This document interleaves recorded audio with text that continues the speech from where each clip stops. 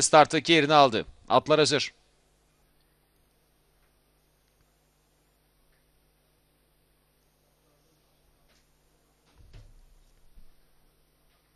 Start verildi ve Nail Avunduk koşusu başladı. Yalnız Efe 1,5 boy kadar geç başladı. 6 numarada Uçanoğlu ise Çıkıtaş çıkışta şahlandı ve 4 boy geriye düştü. 1400 metre start yeri geçildi. Koşunun liderliği 5 numaralı Tanatar'da. Yarım boy kadar dışında 2 numaralı Demir Döven var ikincilikte. Onun 1,5 boy gerisinde 1 numaralı Demir Reis üçüncülükte yer tuttu. 2 boy geride 8 numaralı Ulu Er 1200'ü.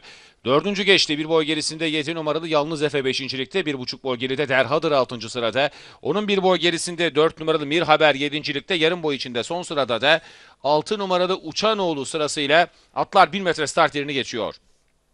5 numaralı Tanatar liderliği aldığı gibi Demirdöven'den farkı da 8-9 boya kadar çıkardı. 2 numaralı Demirdöven ikincilikte. Onun 2,5 boy gerisinde son 800'ü 3. geçen 1 numaralı Demir Reis. Hemen dışında 8 numaralı Ulu Er var. 2 boy geride 7 numaralı Yalnız Efe son 600'e 5.likte yaklaşıyor. 2,5 boy geride 3 numaralı Derhadır. Hemen içinde 6 numaralı Uçanoğlu var. 4 boy geride kalansa 4 numaralı Mir Haber. Düzlüğe çıkılırken farklar azaldı. 5 numaralı Tanatar hala lider olsa da fark 2,5 boya kadar düştü. Ortadan 2 numaralı Demirdöven atağa kalkarken onun dışından 8 numaralı Ulu Er, onun dışından da 7 numaralı Yalnız Efe akınlarına başlayan safkanlar bariyer dibine de 1 numaralı Demir Reis girdi. 2 numaralı Demirdöven liderliği aldı.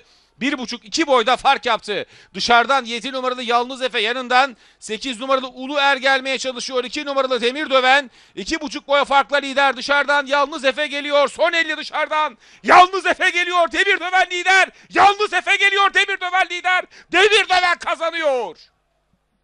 Yalnız Efe ikinci oldu. 8 numaralı Ulu Er üçüncü olurken 5 numaralı Tanatar da koşuyu dördüncü bitirdi. 2 numaralı Demirdöven Nail Avunduk koşusunu Murat Gündüzeli ile kazandı.